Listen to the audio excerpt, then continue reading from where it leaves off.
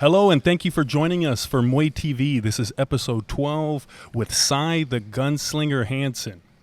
Cy is 9-time Muay Thai champion and current Rising Stars middleweight title holder. He's one of America's most active and dominant fighters in recent years and regarded by many as the top man at 160 pounds in the country. Cy, it's an honor to have you. How you doing, man? I'm doing good. It's an honor to be here, man. Glad I finally made it in. Yeah. You know what? We've been trying to get you on here for a while, and me and you have gone back and forth. And, what happened? What caused the change of heart? Well, it's not a change of heart. I wanted to come on. I'm a big fan of the show. I really am. I watched pretty much every episode. I think I might have missed one or two. But I love the show. It's just, last time you hit me up, I was going to fight 3 times in like 3 weeks, 3 or 4 weeks. And they were going to be, hard fights, scary guys, Diego Cortez from Texas, undefeated, a lot of knockouts, southpaw, knocking guys out with his left knee all the time. Right after him, the next week or so, I'm supposed to fight a Canadian guy with 20, 30 fights, dropping everybody. I go on YouTube, every fight he's dropping somebody multiple times in these fights. So I'm like, okay, it's another real guy. And then Carlos Cordoso, who is a tricky fighter, medalist, I believe a USMTO medalist, but he's got some experience as well. And I don't remember the order, but I was going to fight all those guys, and then you hit me up, and when I'm in fight mode, I feel like if I give too much energy in one place, I'm going to fall somewhere else.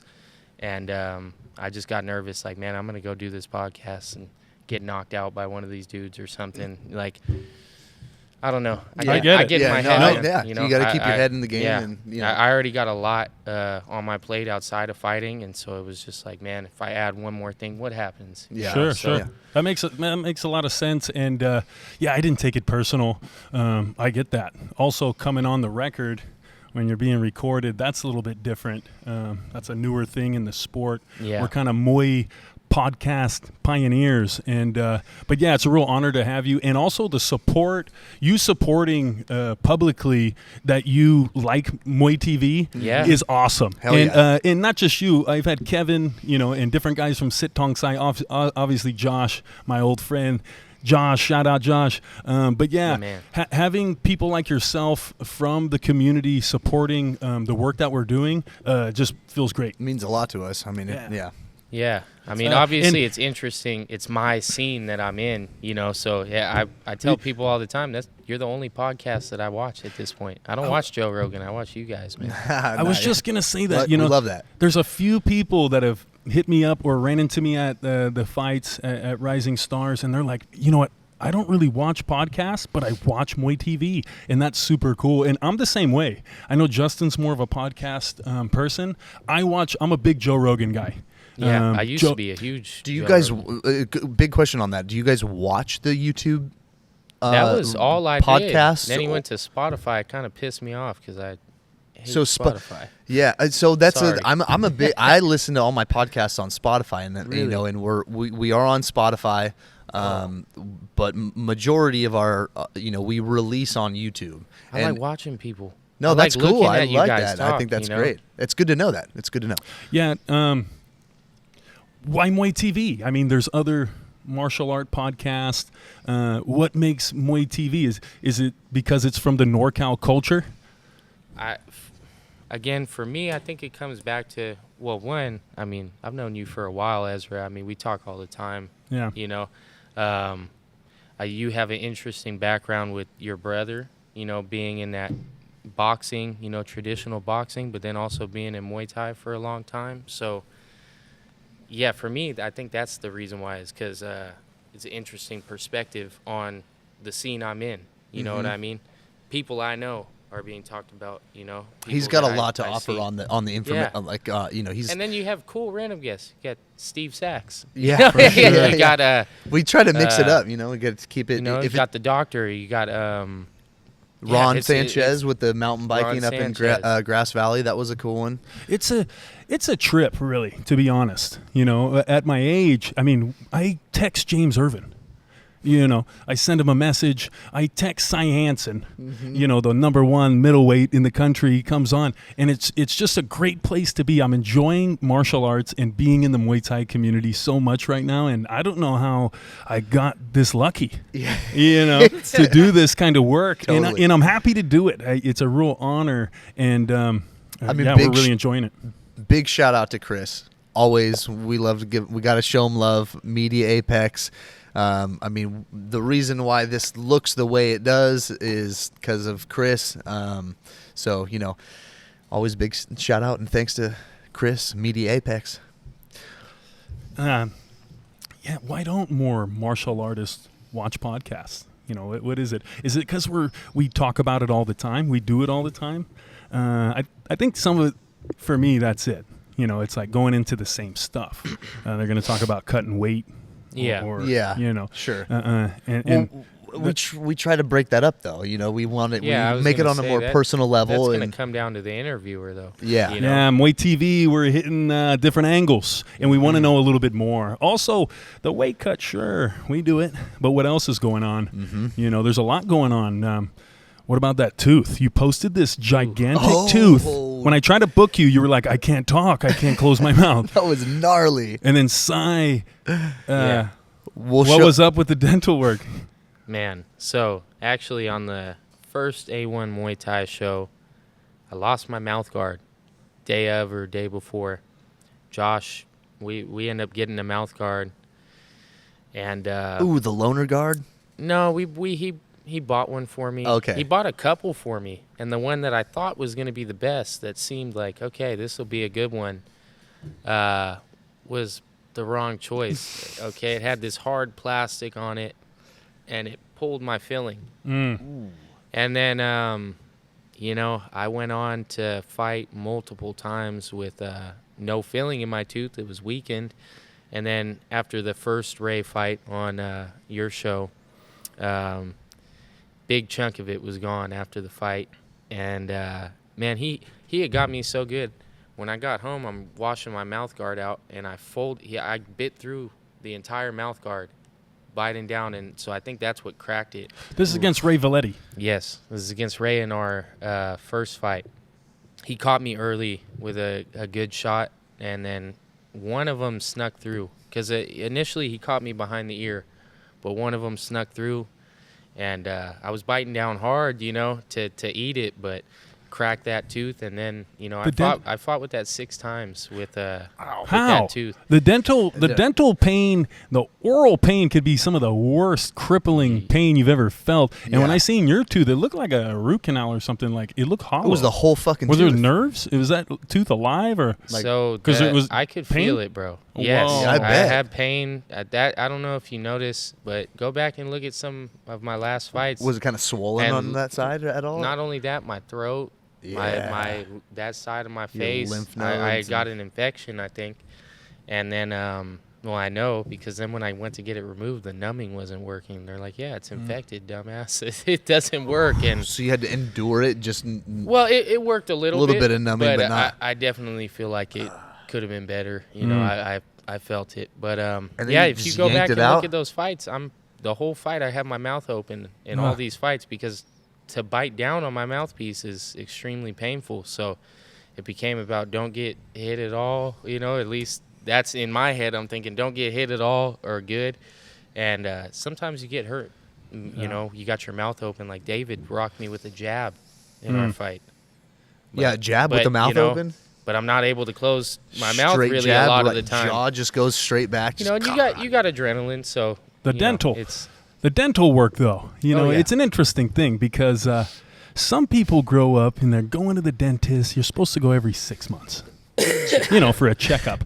We never did. No, we didn't. We had that poor kid dental care. So coming into our 20s, I broke a couple teeth. I remember there was no way I could train. I couldn't even see straight. So when I saw that, I was just like, oh my gosh.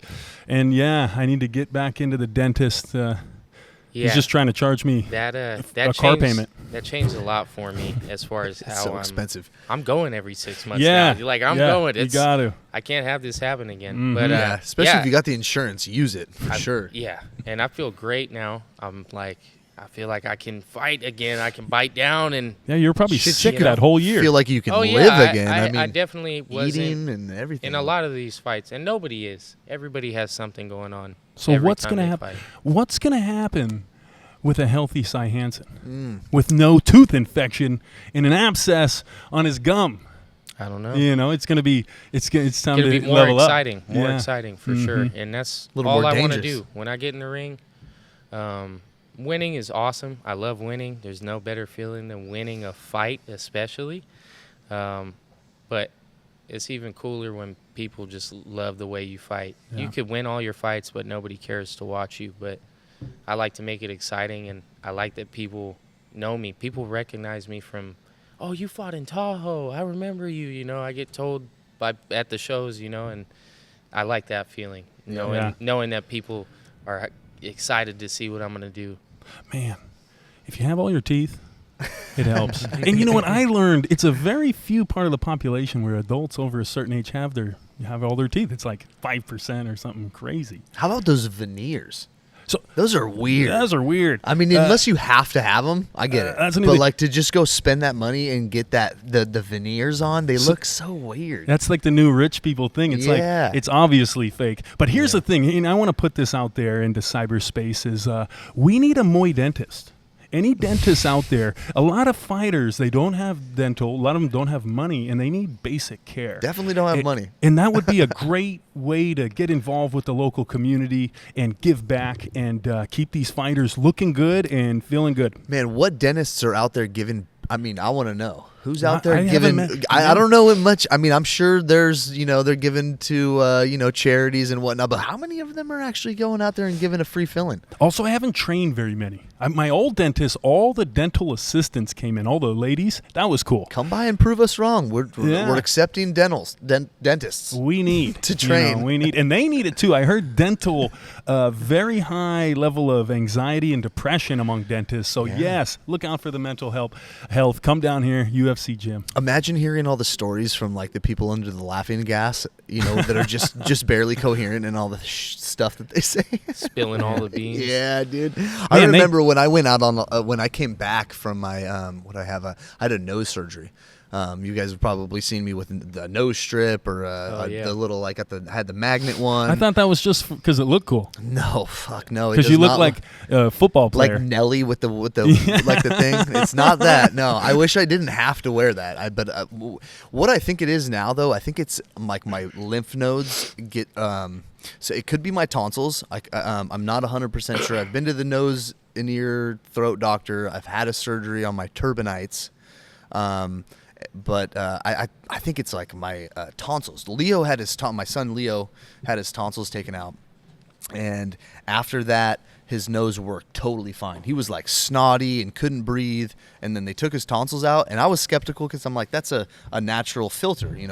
Is he going to grow out of it? Is he going to be fine eventually? But they took it out. We, went a year plus and decided, that's the route we were going to go. And it worked. So it made me wonder if that's my issue too, because it'll go in waves. Sometimes my nose works, sometimes it doesn't. So, and it's not broken. But you got that big ridge on your nose that it looks breakable. And I have It a does. rule. Looks I had like a nose. Me and Yeah. Cy were looking. We're like, Yeah. Cy's targeting that. It's like your opponent's like looking at you from side. Oh, I could break that. If I hit that with the left hook, Yep. Yeah, it's big look enough. like Toucan Sam. You'd think I was. It's kind of like Yeah.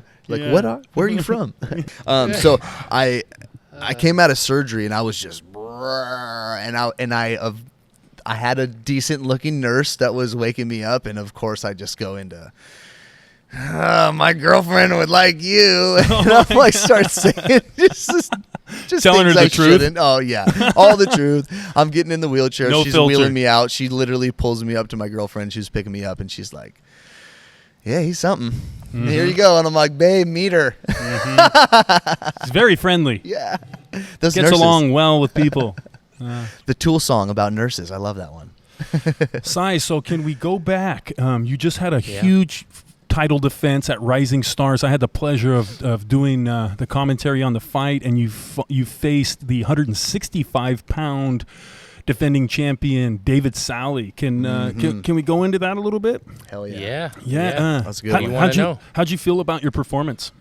I felt really good with it, really happy with it, and it's not often that I'm happy with my performances. I think you know that. I think we've talked about that. Tough critic. Yeah, and I think you kind of have to be if you want to be good at this. You know, the stakes are high. Once you're past a certain amount of fights, everybody is dangerous and tough.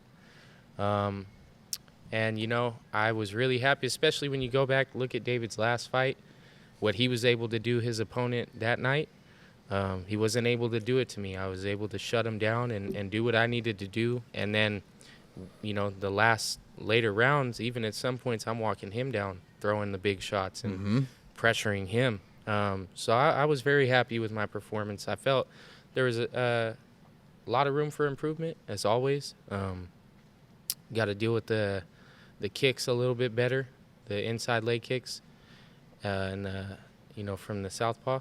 But you know, I think he tricked me a little bit. I expected more of him early, but he threw him later on, and it worked, I think, better that way because my attention got away from him, you know, and then you're trying to punch and boom, there it is. The inside low leg kick, you mean? Yeah, I was talking about it. And the inside to the rear leg. Yeah. That was a I spotted it. I was calling it during the fight, and I was interested to see what approach David was going to take to your style.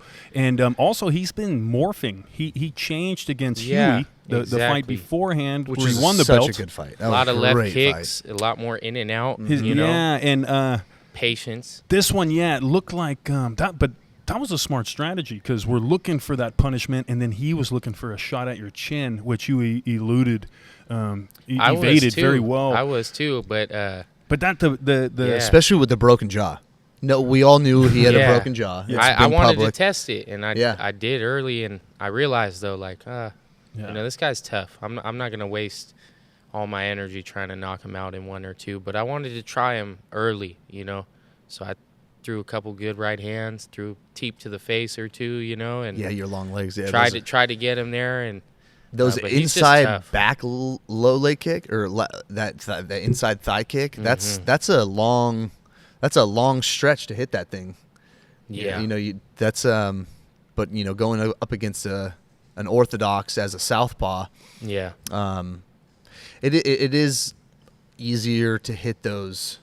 It is inside leg kicks. The positioning, you know, when you fight a southpaw, I've always said I prefer fighting southpaws because you can kick those inner legs. Well, and then I can let my right hand go as much as I can throw it like a jab. You know, I thought your experience really showed. You looked very efficient, and you threw at the right time. You know, and that's a big part of the game. Everyone's using force, but how to score in Muay Thai. Yeah. Also, I love the application of simple weapons, and the right hand against the southpaw is just classic angular stuff. Money. Why go, you know, for everything else? It's right there. Yeah. You know?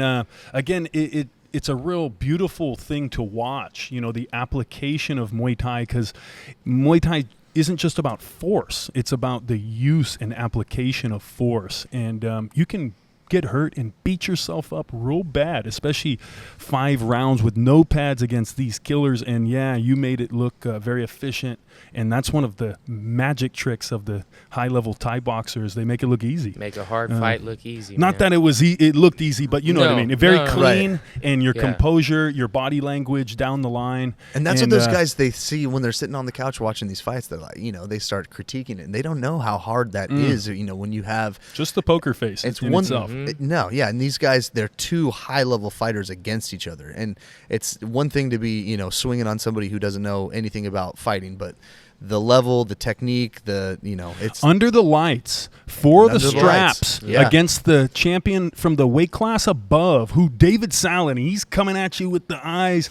trying to kick your legs in, and that's not easy to keep the stoic demeanor of the Thai boxer. And again, that's one of the tricks, some of the things you're looking for that separates the Muay Thai fighter from other combat athletes is that. And it's not easy to do. Most guys get pissy and start trembling in an argument or in traffic, and the Thai boxer's, he's stone cold Steve Austin. That's one of my biggest pet peeves. If I watch a fight back, or if I'm even just thinking about it before I watch it back and know like, oh, I lost my composure a little bit there. That's what I really...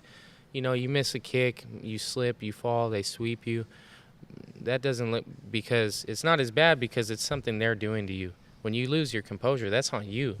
You got to keep it cool. Yeah. Same with like an argument or you a conversation. You can see it too. Exactly. That pisses me off. I'll be yelling that night and be like, I got out of my lane a little there. Yeah. You lost a little right there. Yeah, you were lost slipping. it. They won. They got slipping. you. Yeah.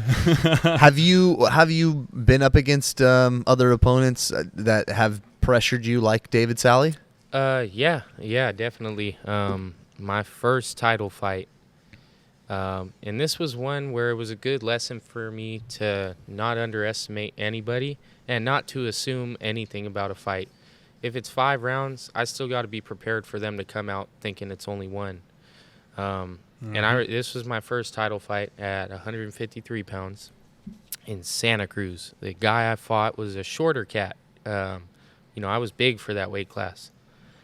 And he didn't have a lot of fights. I didn't have a great record at the time. I think I was 7-4.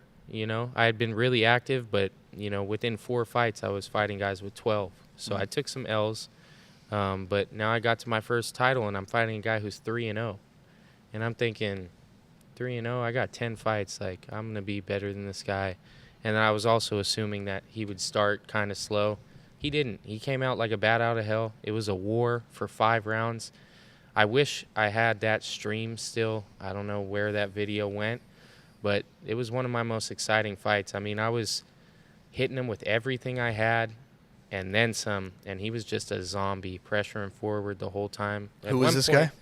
Geronimo Vasquez. This is an amateur. Random guy. I've never seen him since. I hope he's doing well. That was one of my toughest fights for sure. I threw up when I was winning. That's how exhausted I was from... They didn't stop the fight? No, Mike Rinaldi was going to let me freaking kill that Let's guy. go. I don't know what was going on. Let the fight continue. Put the mouthpiece back in. Let's get it. Yeah, and even at one point, I dropped the kid. I crash into the big, hard elbow. I feel it, the vibration all the way up. And he goes down, and boom, instantly he's grabbing my legs and coming up. And I remember I got my arms up like I dropped him, but he popped up so quick that Rinaldi didn't even count him. And I'm just thinking, fuck, I just need 10 seconds to breathe, man. Give this guy a count, Dude, at one point, I hit him with the coolest, like a pro wrestling move. I pulled his glove down and head kicked him. He tries to throw me out of the ring. I wrap around the ropes and then teep him in the face with my other leg. I think I saw so that highlight. I'm right in the ropes. You know, it was a great fight. It was an exciting fight. But, yeah, I've faced many guys that want to – when you're the tall guy, people know they got to get you early. Yeah, they got to get in. Because if you set your game up, that's it. Get close on you. But, Sai, let's talk about it. Yeah. And I'm always stirring the pot. I got this microphone, and I'm going to send it out there over the airwaves. But I was talking about in my rankings – from what I see, you have to be the top 160-pound fighter in the country. And I know there's... In the amateurs, for sure. Right. And you know what? Even amongst the full pool of 160-pound fighters in the country, including the professionals, I put you in there. And it would be interesting. Who's the champion? I would love to see you against the Who's the top-ranked WBC champion? I'm trying to think. So the one guy I can say, in my opinion, is one of the best in America, if not the best, is from the Pacific Northwest. Jaden Bekteshi from Team Die Strong. I fought his teammate, and he's fought some guys from out here. He fought Lucas Martino, and he fought for the WBC title and blew his knee out in that fight, and has been on the comeback since. But I put him up there, and, I think that's a great test. But he's a pro. But I would say in America, you watch him fight, watch his technique, watch the way he breaks people down. Well, we've talked a lot on the podcast about in America, where the sport's at, and our A-class amateurs actually being professionals, just not with the purse and the medical, but as far as the experience and the skill level. Also, because of the larger pool in the amateurs at your weight are getting harder matchups. They're fighting more frequently. We saw the WBC top 10 rankings, or the rankings of all the weight divisions in the entire countries for the pros, and they couldn't fill them up. No. And I spoke on that spots. when I did A1 Muay Thai, that pro card. That was one of the big takeaways from me, was I really got to see how many pros there are in the country that are active, that aren't just fighting in Thailand, that are available to fight, and how that compares to our amateur pool. Also, it's almost like Cuba, where all of our amateurs they just don't turn pro, and now you can stay amateur here. You can fight at Raja, like what's happening now, very, very consistently, and you can come back and still fight amateur, like we're going to see with Juan on Rising Stars from Cheetah's gym. Yeah. I wonder, where is the line with that? Like, can my buddy KJ come back now after fighting Juan Chalong and after fighting on one, fighting for the Naikanam Tom belt, and fighting on one? Can he come back and fight amateur? It's all changing. I'm not crapping on anybody that's going to Thailand and fighting. I want to make that clear, but I'm just saying, like, where's the rules? Let's get this out the way. You know? It's a big gray area now. Who makes that? Who it's makes changing. That? It's changing, and it's changing for the better, and the athletes are thinking about it. And I know they chime in with me, and some of the discussions we've had over the last 2 years doing the podcast has changed guys' minds about turning pro, or again, staying amateur but fighting pro only when they go to Thailand. The thing about Thailand, it's always been, there is no amateur in Thailand. There's just different levels of fighting. But now there is. Now they have kids, full padded tournaments at Raja, with the international shows, and Thailand is amazing. So they have everything now, including padded fights, where for the longest time, there's 0 pads for kids, for anyone, and that was one of the really attractive and full things. Rules, even for kids. Kids are throwing elbows with no pads, crazy. Yeah, that is crazy to see. The rankings are interesting. 6-year-olds throwing elbows at each other. I love it. We want to see those matchups with those other top-ranked guys. I know there was a little bit stuff going around the internet where there was a big WBC fight that got matched, and then you had something to say about it. Who are those guys? Diego Cortez and Chase Brooks. Is that the social media beef that was came up about a week ago? And you know what? I'm just doing what I got to do, man. I want to keep having exciting fights and fighting guys that make me excited, Why did they dodged you, or why have they pulled out of fights? Or I don't know. I mean, we never know. Yeah, I don't know. It could just be life. Could be they're scared. I don't know.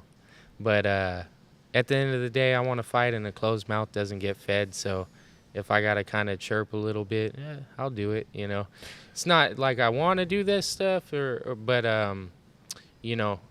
behind the scenes, when there's agreements to fight each other, but then it's not materializing, I feel like, okay, let's make it public then. And I think it's now good. Everybody knows. Now everybody knows. Let's fight, man. Yeah, I think let's it's get good. It going. It's a good fight. It's an exciting fight for either one of us. We talked about it on the last podcast about as far as trash talking or calling someone out, and it's not really the same thing. There's a politeness about Muay Thai that keeps a lot of things from being said, and you can say things, it just has to be in the right way. You don't insult anyone's character, but you can definitely say things, and we should. Those type of things should be brought into the light. There's too many things that get swept under the table in American Muay Thai, and there's no reason for it, and that's one of the reasons we got involved with media, because I got a big mouth, and I will talk about it. And we got a platform for people like you to come on and talk about it. Yeah, and it's not awesome, disrespectful. If you're not name calling, we're looking for those matchups. It's good. We want those matchups. I might have name called a little bit. Yeah, that's but okay. Hey, I didn't say anything too crazy. But hey, he came back. Everybody he knows, came back and say something now too. Everybody wants. Yeah. He called you son. Yeah. He said you better wait your turn, son. Like, let's go. Let's go. You're talking to the champ. Yeah. You're talking to the champ. It's a fine line, where you're at on that. It's all gameness, and it's in good competition. Yeah, so. Exactly. It's fun, man. Yeah. And give the people what they want. Just a little excitement, and now people want to, who is this guy? and they're going to look at Diego, and because he's not from our scene, and so he's getting something from it. You know, people are looking at him. It's all recognition. Looking at the Texas scene, and then looking at me, and he looks like a tough guy. He is. Both of those and guys extremely tough, experienced. You know, I can't wait to see it. He fought out here. He fought boys. Cody Huey.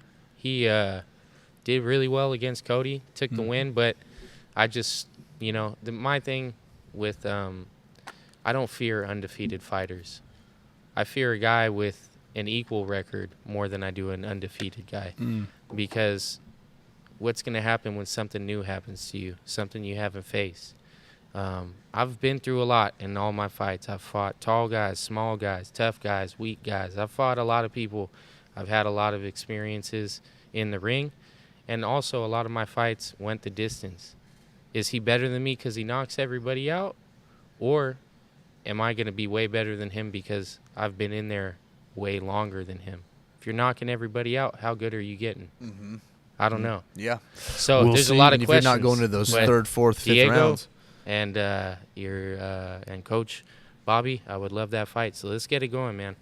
We've been talking about it for a long time. You heard it here. Yeah, and again, I think what you did, there's nothing wrong with it. And Muay Thai needs that. Again, being overly polite, but then saying a bunch of stuff under your breath and that kind of stuff, we want to eliminate that. You know, say it with your chest, and just it's warrior. Cool, it's warrior code. That's what be we're respectful about it. If you don't like something, you get to fight me over it. Yeah, so, exactly. You know, that's right. it all gets settled at the end of the day, right? It's the name of the game that we're in. Yeah. So, go ahead, Jay. Yeah. Well, I just wanted to hear a little bit, like, on your personal life, like what, other than fighting. You know, we know you're big into that, and you know that's why you're here. But what else about you? What you got? Any hobbies that you're into besides fighting? You know, fighting really did take over pretty much my life once I got into it. I think just how I was raised. I was born on Camp Pendleton, raised by Marines, around Marines, real macho culture, grew up on Bruce Lee movies, and got into Taekwondo when I was young. Didn't like it, lost a tournament, and didn't feel like it was what I wanted. My dad put me in Muay Thai. So I knew what Muay Thai was. I always had a bag, always hit a bag, but never trained until I was like 16, 17, then I got in the gym. Before that period between, I was a skater. I skateboarded, a lot of skateboarding for, pretty much my whole life. And then also just instruments, play guitar. You still playing the guitar? I'm getting back into it. I had a little bit of an injury working, and made it hard to play guitar, you know, on the left hand. So getting back into it because of my baby. She likes to, you know, sing and dance, and she's really musically inclined for her age. So, you know, getting her little drum sets, playing my guitar, and having fun with her. So I'm getting back into it, definitely. But other than that, no. I used to draw a lot, wanted to be a tattoo artist, but again, fighting took over everything. I don't do any of that. I think that's pretty common. Yeah. Where, you know, especially for the fighter, you know, the fighting season of your life is only so many years, your window. And then a lot of fighters in that window are obsessed with the game. And it's like the more you do it, you know, the more into the culture you get. And I've seen that before. I've always been a fan of yours. And I've watched you since the early days because you look like my cousin. You know, and you have a very similar style to me and my brothers as far as your build and your athletic capabilities. And hearing about the skateboarding and the music, we come from that same background. And you know, one thing we got into that we wanted to do while we were in our 20s, and my brother was the champ, was snowboarding. And it's kind of a local sport. Well, it is a local sport. Yeah. You know, we got the Sierra Nevadas an hour and 20 minutes up the road. So in the winter, that's where the guys are going. On the weekend, they're going up to ride those mountains. But you know what? When my brother became the champ, his management told him he wasn't allowed to go snowboarding. Yeah, I told myself that. I don't skate because what's going to happen, man? People you were know what I mean? People were tripping. You know, they've never heard of anything like that. Stare and roll your ankle. But he had over 10 years invested. Not just him, his coaches, also his sponsors that have been backing him and building this career. By this time, he probably had, I don't know, at least 40 fights. You know, Oh so yeah, you train and it's go a business, home, buddy. Yeah, it's a business. So they even talk about like insuring his hands. They're like, is your seatbelt on when you're driving? Well, but it was a trip because we were still young, 20. We wanted to party. Yeah. We wanted to go up to Tahoe and hit the slopes. And they were like, you know, I still was for sure. And I used to love that hobby. In my 20s, I used to go up almost every weekend during the season. And some of the guys from the team have been going up, and they hit me up. You know, they post their stuff on Instagram. I'm like, oh, where are you, Sugar Bowl? Like, I still know a little bit of the scene. And man, it was Andrew. Yeah. And Andrew. Oh yeah, Andrew. Yeah, Drew's been up quite a I bit. used to work with him. I was his coworker. Oh, no really? way. Yeah. Wilcox. Yeah. Yeah. Oh, okay. Bale. Bateman. Yeah. Yeah. Yeah. So Christian Bale. So I tell my wife, hey, honey, I think I'm going to buy a snowboarding setup. You know, I'm going to start going up. Okay. You know, we'll get back into it. Yeah. You know, I used to ride a lot in my 20s. And she's like, I don't know. It's like very dangerous. Like wife just being wife. I mean, and I'm like, it's all right. It's pretty dangerous, go but easy. I'm a professional. Don't worry. And then the very next week, boom, Andrew breaks his hand. Just the other day. He broke his hand? Yeah, he fell on his hand. Oh, new news. And damn. And now Oh, it's so no. Berto, him and Berto have matching broken thumbs.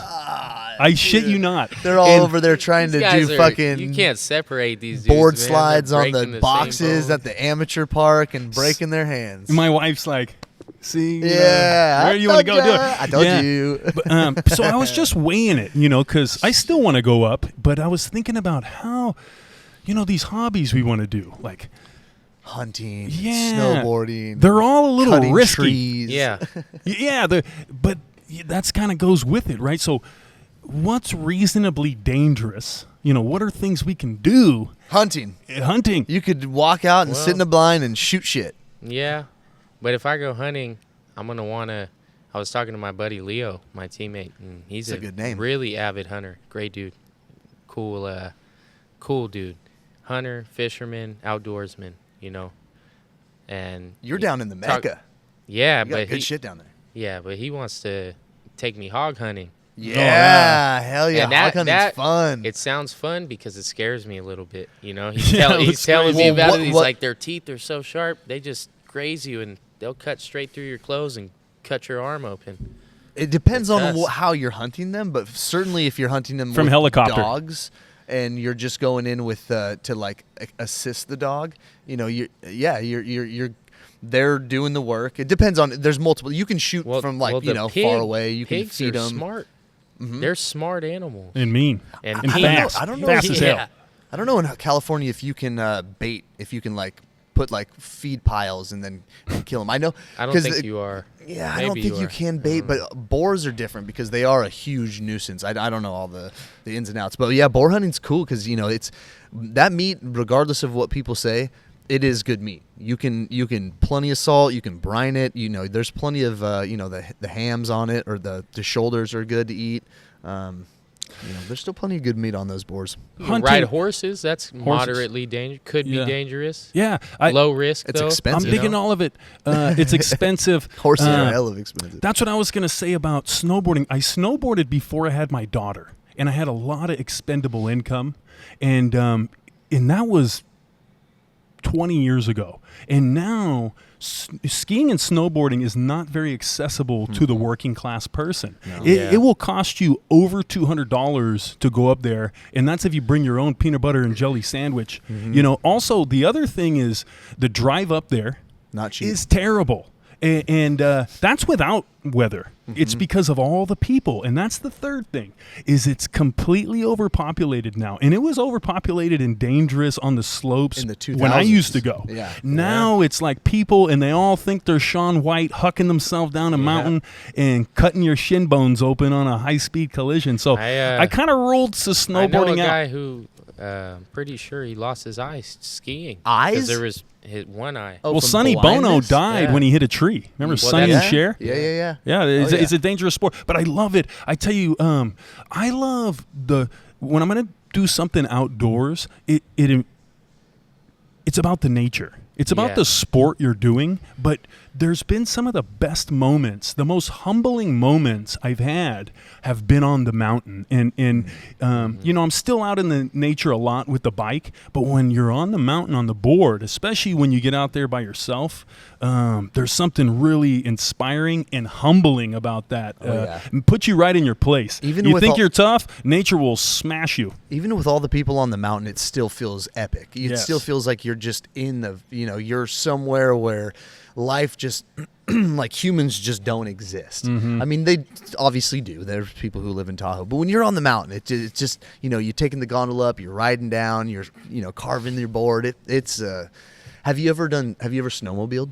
No, dude, I've never snowboarded. Oh, yeah, wow. I've never even snowboarded. Yeah, just like you were saying, it's not super easy to do that stuff. You know. And you live? Where do you live? You live down in Stockton. Yeah, it's. I mean, yeah, that's a. You got what's closest to you? I got to take some time off work, Southern, buy a bunch of stuff. So yeah, like you said, that's not an easy. Yeah. Yeah, it's an interesting culture, and I was born and grew up as a kid in the Bay Area before I moved here to Sacramento, and then I went up with my buddy in like 6th grade. And I didn't have anything. I actually wore like a jeans and a t-shirt. No, I wore a rain slicker, like the movie It, you know. And the guys at the chairlift were giving me shit about what I was wearing, and it was a terrible thing, you know. But I got into it, and once I learned how to ride, I got it. Yeah, you know, it was cool. Do you ever take your wife and kids up to the snow? No, not yet. Or wife and kid? You know, it's funny. Me and my lady are kind of on the same page where the hassle of getting up to the snow not worth it. Right now, you know what I mean? If we had a little more money, you know, a little bit of time to go make a weekend of it or a week, stay up there, yeah, that'd be awesome. But no, I took I'm a beach guy. Go to Monterey, Santa Cruz. I like beaches. I like the water. You know, I was born down in SoCal, so I like the beach. You know? Yeah, it's it would be more nice my thing, going for to the beach. For a closer, we could get into surfing. When I was down in Pacifica and Burlingame, I was seriously considering it, but I started weighing things, and I didn't really know anyone to show me the kind of like hunting. I'm not going to paddle out by myself, especially in the bay. You'll get eaten up. Big sharks down there, and cold water. Just get stuck out there. Yeah, you know what riptide pull you out to sea 2 miles. The ocean is. Especially no the northern Pacific. Yeah. It's no joke. You guys know I've been on the bike for about 5 years, but that's not very accessible either. Some of the guys wanted to get into that, and I'm like, yeah, $2,000, you know, you can get yourself started. And it's not a car. Also, it's extremely dangerous. People don't realize because they remember riding bikes as little kids, but now things are different. People kind of are annoyed, hate cyclists, and it's hard to just get out there for a workout. I kind of enjoy. You guys are doing like 45 miles, so it's like you're forced to, you know, when people are, you know, extending these limits. People I mean, there's been the Tour de France for a long time, but this hobbyist cycling has become more of a new thing, and people are riding on roads like, you know, out where I live.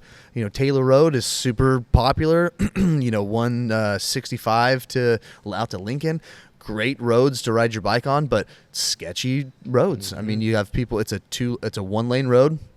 And, you know, people are, it often gets really narrow, and people are flying through with horse trailers and all kinds of shit. And people come from Sacramento, from the valley, and come up here to the foothills and ride in everybody's streets. We all pay for it, but it's like, be a little careful, you know, be a little careful. It's a blood sport for sure. My mom fucking hates cyclists. Yeah, and you know what? I'm annoyed at them too, because a lot of them don't ride well and they're in the wrong. I get it. Or the groups. Do you have the groups? We have in Stockton. We're huge. I'm a lone wolf. Cyclists around here. I'm a lone wolf. Because those guys that ride in groups, they be wrecking into each other all the time. And they're always like 55 and up groups. Like, God bless you for being out there on the road, but Jesus, get out of the way. Stockton is different. It's all single file kids line with the fat tires doing wheelies. And they like to mess with you, man. Like, I'm unloading my machines out of my truck, getting my tools, and they're acting like they're gonna crash into your truck and getting out of the way at the last minute. They'll ride right at you. They do that. They do that to me on the bike. Yeah, I'm sitting on the bike taking a water break. They'll do it right at you. Yeah, Nice one. But yet, what I found out is cycling is super cliquish, and I don't really fit into any of the cliques. And I'm a martial artist on a bike, but I'm notorious. They know me out there. I will pull up. Fastest man. Yeah, one of them. I put up some good numbers. With Strava numbers, we're coming to the end of the year, and they reset all the numbers for the segments. But, I got a couple good top 10s out there. And, yeah, it's fun. I approach it as a martial art hobby. I'm not trying to box or pursue levels of that. So I got into the bike, but it is very dangerous. And I think they go hand in hand as far as my addiction to adrenaline and something that's very challenging. Mm-hmm. But when you're on the bike, you're in the weather. And that's another thing, that connection to nature. Also, there's a carving thing that you get from snowboarding, skateboarding. Also, I used to ride motorcycles, and you turn a bicycle like you turn a motorcycle, or it feels like flying. So also it's very skilled. And that's what I wanted to talk about the going into is the danger. It's as dangerous on the rocky roads. Pebbles. It's as dangerous as you make it. Mm-hmm. Fishing can be dangerous if you do it wrong. You get in the wrong river. Yeah.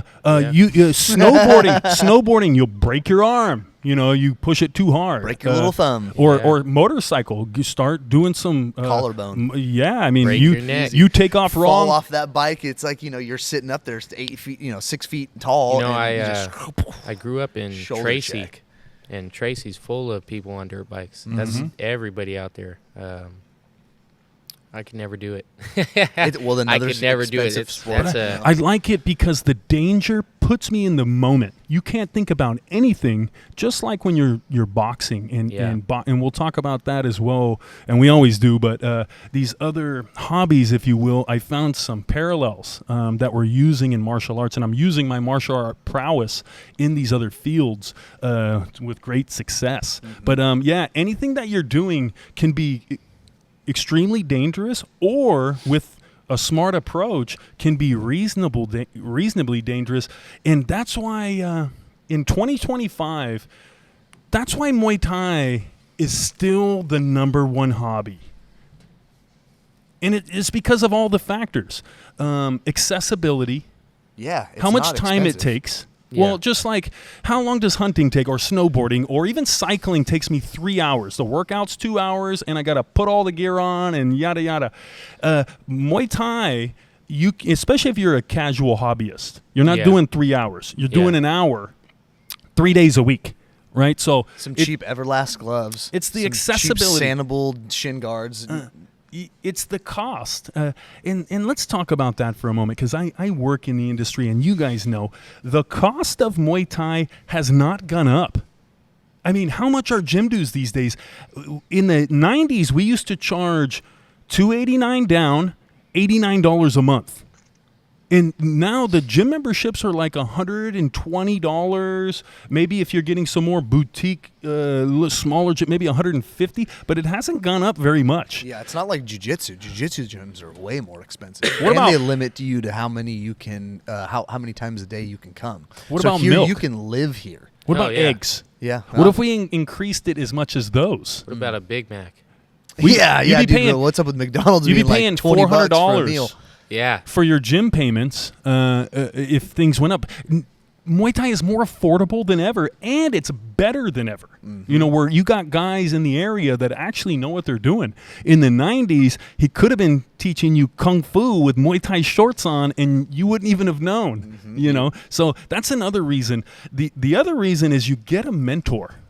You get a mentor, and a lot of people need that. There's not very many people that can go out and they're just going to research and learn everything on their own and push themselves.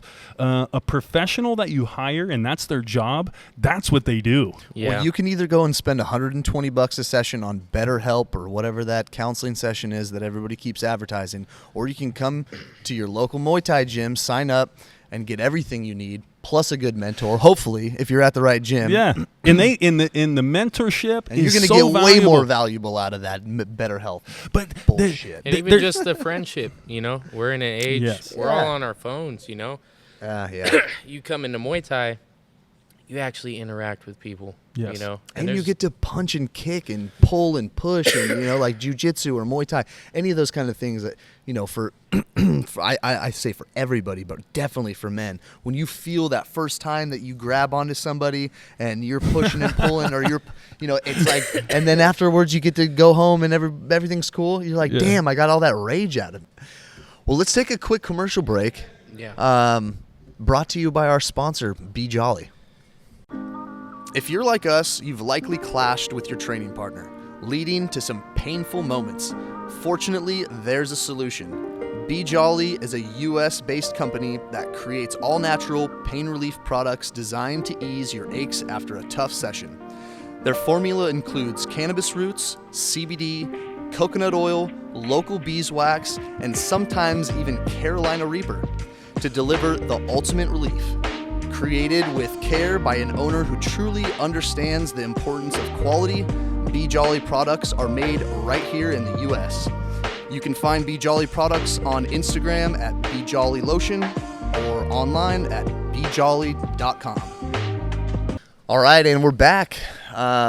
So, real quick, if you don't mind, this gentleman over here hasn't ever had any smelling salts before, and not sure if you guys have seen my viral video on TikTok, but we have the bottle of Kicking the Dick.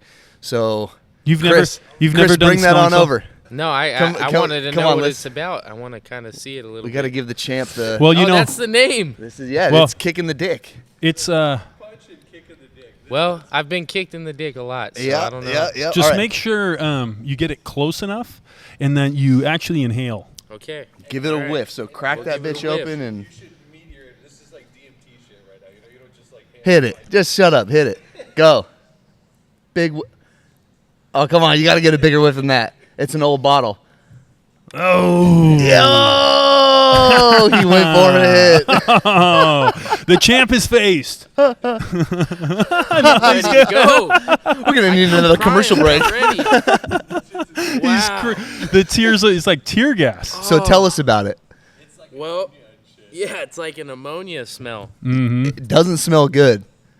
No, no, it doesn't. Wow, dude. Thank you. And that's an old bottle too. We got to get if that was what it was like. So. Yeah, there you go. There you go. You wore that well. It's free right over there. Hey, composure. Yeah, you took Composure. the good. That was a good shot. His eyes are watering. That was rough, dude. The composure's there. That was rough. It's I disgusting. felt it in the back of my skull. Why do people do that? Does it work? So it's got to work. I feel like I could flip a car. I feel ready. It's either that. It's either that or smack yourself. Who's the company that makes that? Affini. It doesn't say it on there. It's like I've talked to them on Instagram. It's like some black market stuff. But no, it's a word. We need to get we need you guys, whoever Affinion or affiliation, whatever it is, send us a fresh bottle so we can get it on the next podcast and get it. We'll carry on that tradition. Like get a new victim. That's an older one now. Yeah, because if you get a fresh one, I mean, according to the Joe Rogan podcast, they'll keep like a fresh one on. The one from the guy Juju Mufu who does the backflips. Yeah, and apparently they'll like have it still in the plastic, and they're like not even opening up the plastic to get to the bottle, and you can already smell it. So, anyways. Yeah, that was intense. We need the sponsor. Yeah, it'll be Jolly and Kicking the Dick. Yeah. Yeah. Brought to you by Kicking the Dick. Yeah. But yeah. All right. Yeah. Where were we? Going back to the hobbies. Why new ones? Coming into the new year, why does it have to be a new one? I liked how you talked about going back to an old one, and that's where I'm at. Instead of putting on some more stuff, how about going back to some things you were working on in the past? Also, how are the hobbies going that you were already involved in? There's so many goals and so much room for growth. It doesn't have to be about taking on new stuff.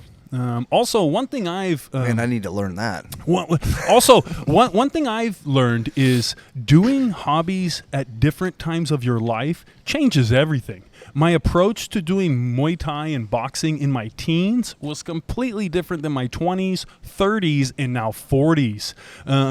So you change. You know, it could be the same hobby, like cycling. The way I approach the bike now, it's a completely new experience because I'm different. Mm-hmm. You know, I'm different. My approach is different, and that's really cool. You don't have to do a new hobby every year.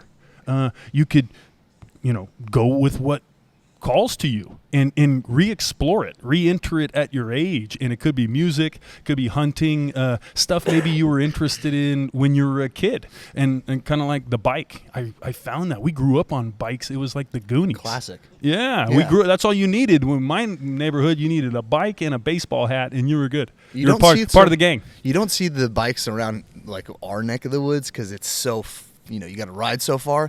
But I do go back. I grew up in Vacaville, and I still, when I go back to Vacaville, I see the kids on the scraper bikes, like, or the, and they're not called scraper bikes anymore, but the, doing the wheelies and stuff. And they're still building jumps and, stuff like that in Vacaville. So I guess some towns still have the riding the bikes, those kind of kids, but you don't see it around here. Yeah. Really, I'm telling you. Yeah, you don't see it here. 200 people on bikes taking up the whole street. Holy shit! It's a big problem. Stockton's kind of different though, because it has that Bay Area pull you won't see that all the time. They shut down the street because there's so many. Every now and then, one time I turned onto my street and I just had to stop, and there was just 100 people. Yeah. Have you ever heard of Mass Effect? No, that's a video game. No, it's the bicycle event where in San Francisco where you get this huge, massive, hundreds of people, and they just ride all through the city, closing it down. I've done it before. It was pretty fun. Yeah, they have some big cycling events in the city. That's just a cycling haven. Yep. But yeah, the goals, the hobbies don't need to change. Your goals can. In my 40s, I'm just looking to be in shape, enjoy the weather, and not break my neck, which, I think back on some of the stuff I was doing when I was younger, and I'm just like, I could have died very easily. What were you doing? So swimming in the aqueduct. I used to do that. That sounds fun. Me and my buddies and his mom, we used to go fishing. I don't fish, bro. I used to have him cast it for me, and then I would hold it or stick it in the ground, but I would go swimming. And, man, one day we were staying in there too late, and the current went. Does it fluctuate throughout the day? I don't know. After what happened. So these aqueducts, explain what are they like? I heard that what it is. The ones on Highway 5 and stuff, like you see? An underwater channel that will open. And so then all of a sudden there's a current. And once you get to that point or whatever, you'll get stuck. I don't know how true that is. This is what I was told after. But, yeah, we got swept up. And, 16 years old, hella dumb, tried to swim against the current for a second because the ladder's right there. Uh-huh. But we floated all the way down to the next ladder. We get to it. We smack up on the ledge, on the bank, and all the steps are rusted off. Oh shit! That's like a horror movie. That's like and my friend Nate. What a nightmare! Walked. We're going, Nate. Come on, help us. We're gonna die. He left you?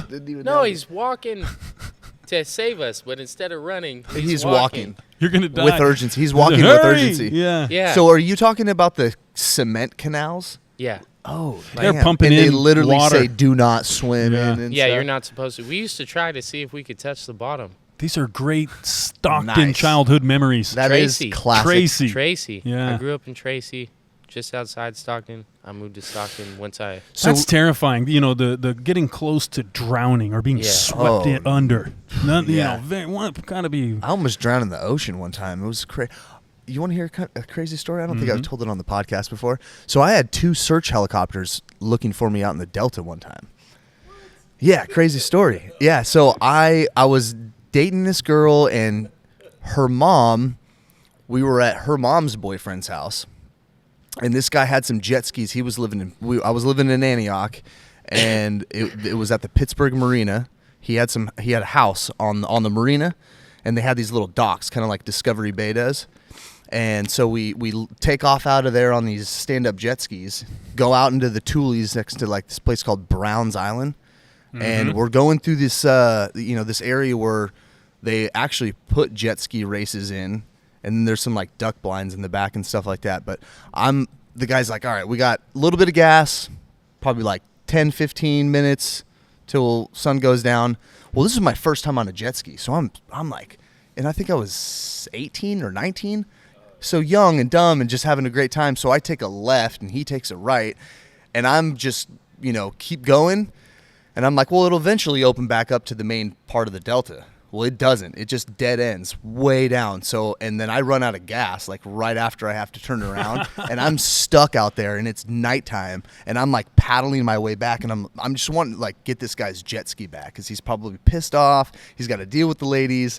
Where'd you do with Justin? Why'd you leave him out there? All this shit, And so I'm trying to paddle this thing back, and eventually I just like, all right, well, I don't know how to get back. I don't want to drown in the delta once I get to the open part, because then it's like really dangerous, right? And so I pulled the jet ski up to the Tules, and I just parked it there. And I'm sitting there for, I don't know, what felt like an hour, maybe 2, but it turned out to be like 4 hours I was in there. And this off-duty officer who had a police boat heard on the radar that somebody was out in this area, and he's like, I know where it's at. So he gets in his boat, or he gets in his car, drives his boat out there, picks me up at 3 a.m. Oh my God! I can hear him coming in. He's like, Justin, I'm gonna come back there. I know where you're at, and so he ends up finding me. Wow. And I get back to the Pittsburgh Marina, and there's like 40 of my family members there, and they all thought I was dead. Oh, and I was in the news, and I had 2 helicopters looking for me during the time before the police officer found me.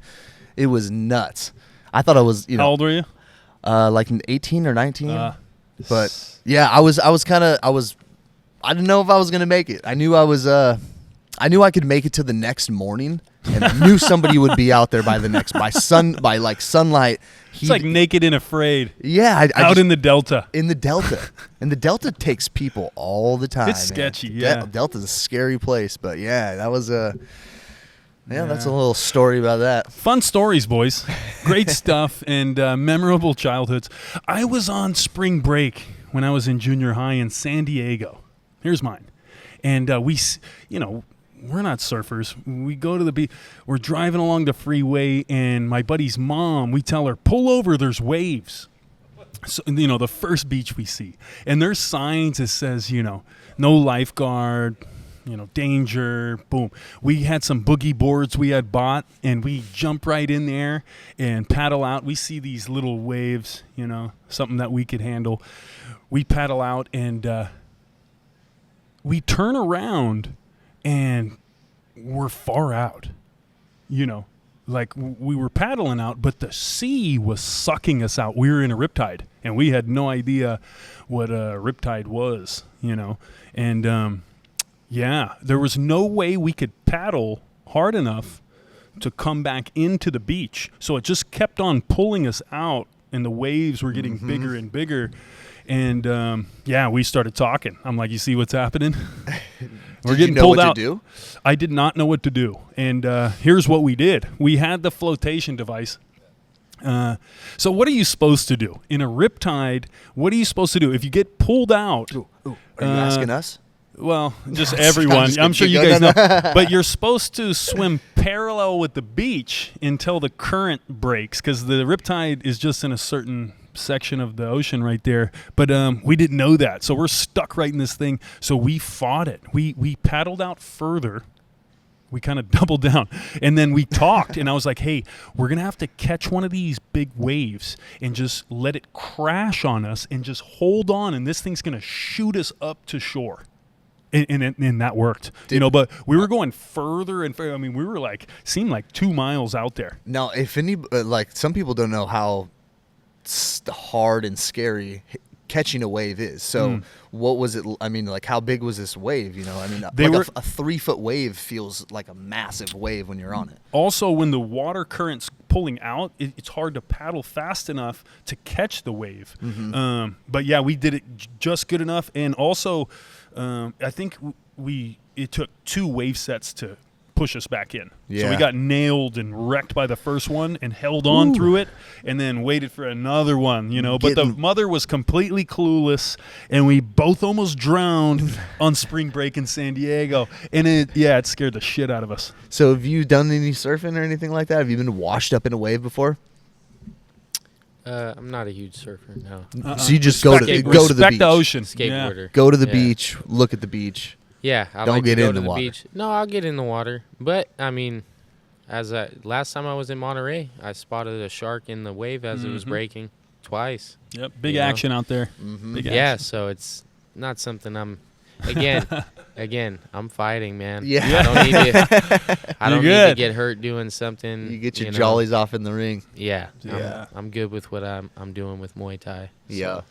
Now, speaking of new skills and something you might want to get into in 2025, I saw the IKF's doing officials and judges training at the old headquarters in Newcastle, which is right up the road, the weekend after New Year's. And that's great news. Anyone can get involved from the community, and they're looking for people at all different levels. And this is something we've been pushing for. We want more people directly from the Muay Thai community to become the officials and become the judges.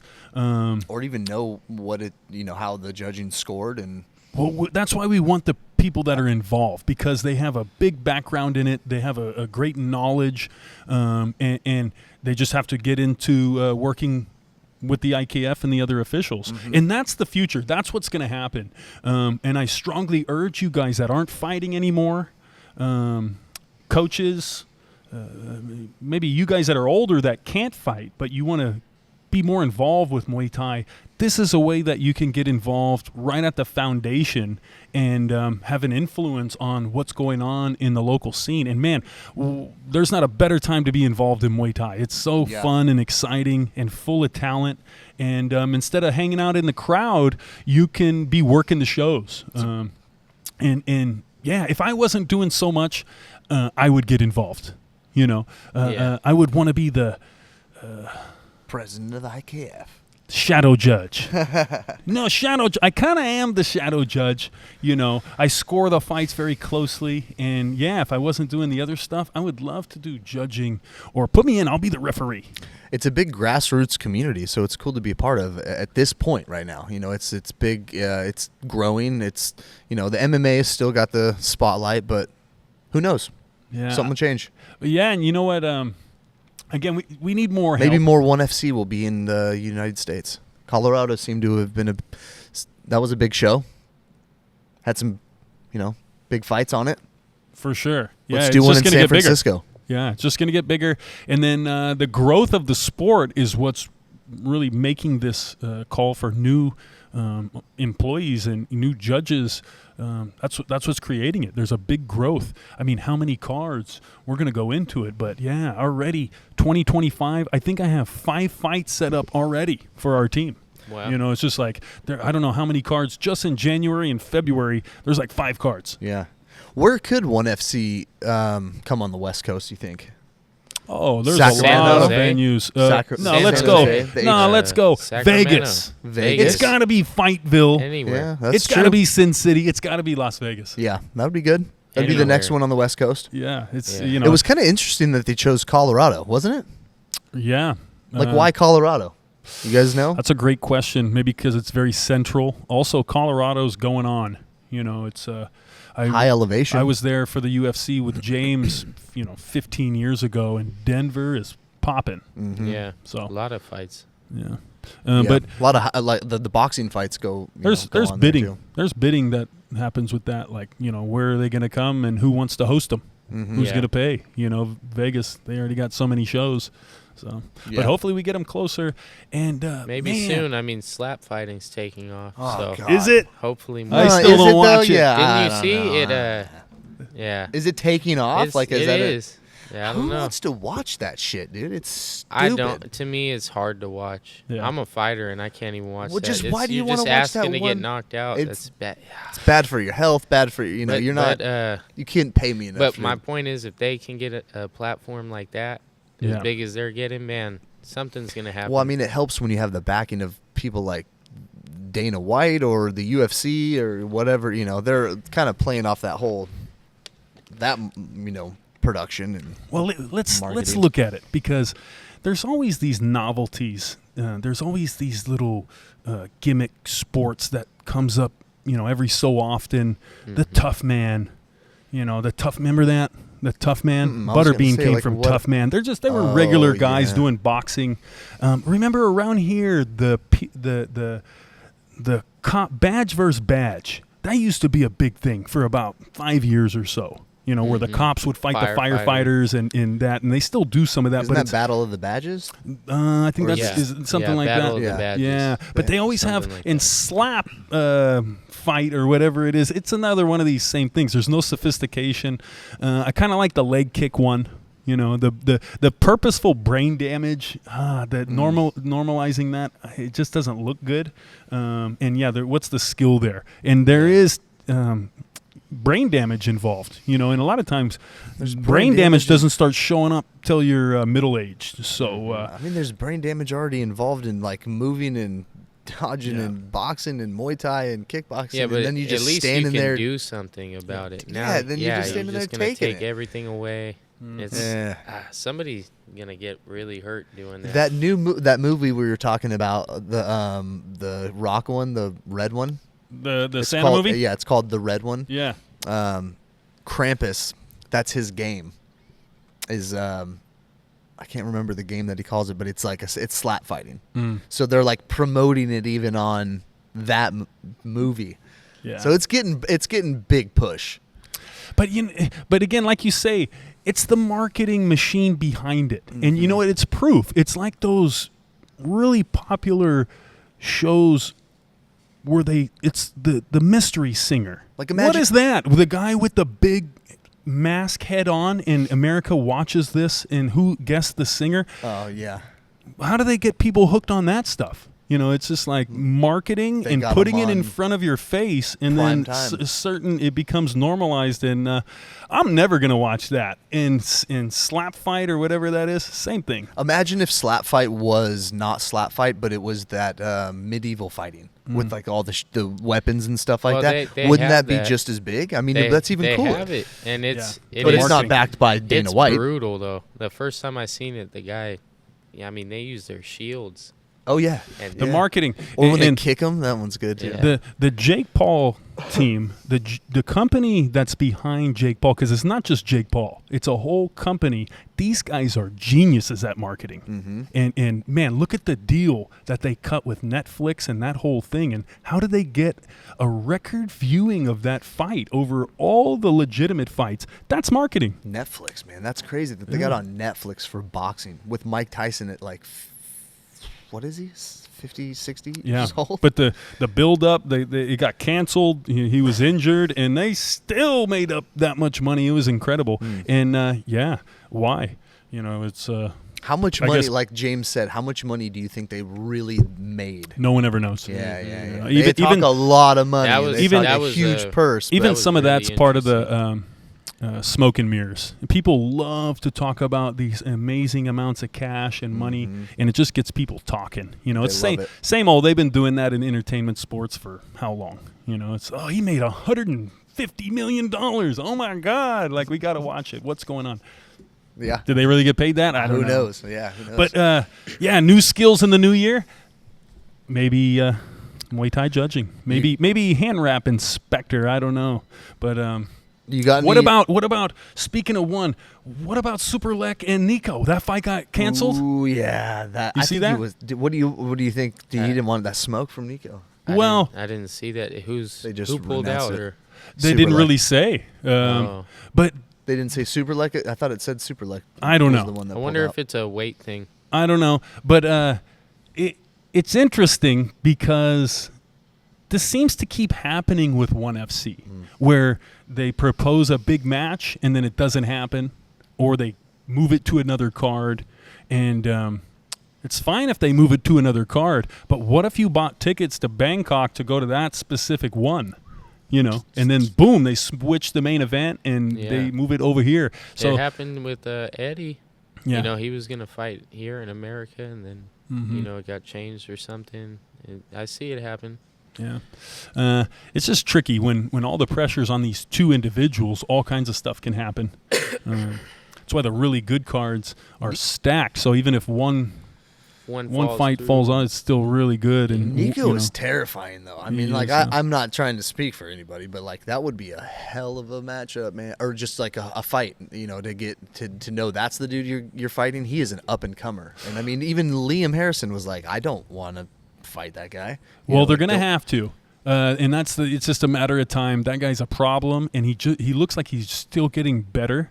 And yeah, the Thais and the other internationals are going to have to face this monster, this weight class bully from Scotland, Nico Carrillo. But yeah, I was looking forward to that. What's the other one? Tawan Chai Super Bond rematch. Who you got? I say Super Bond. You got Super Bond coming back, huh? I think so. That would stir things up well. Tawan Chai has been so dominant. We always thought they were very similar. Close, I think it'll be really close again. But yeah, we always thought they were very similar, but Tawan Chai is younger. And Tawan Chai also looks like he's gotten bigger. Like I was talking about Rit Wata, he's been on a serious conditioning program, and he's looking bigger and stronger than ever. One thing about Tawan Chai that I noticed is... in boxing coaches and fighters, we do this, is, you know, you look at the fighter's legs, and you look at Tawan Chai's legs. Not that Super Bond isn't, you know, perfectly built for a Thai fighter, but you look at Tawan Chai's legs, and he has abnormally big feet. Have you noticed this? He's a pretty big...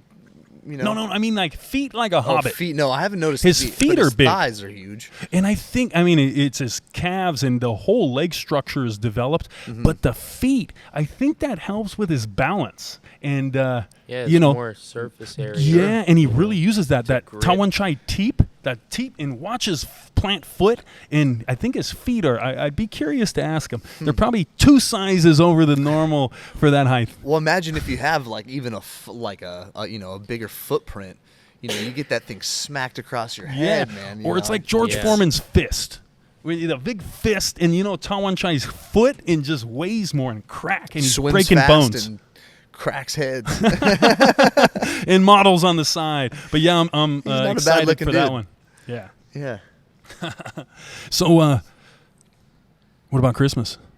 Yeah, what'd you get for Christmas? Do you do Christmas? I did. Well, he's dad. Yeah. Yeah. Sai, Yeah.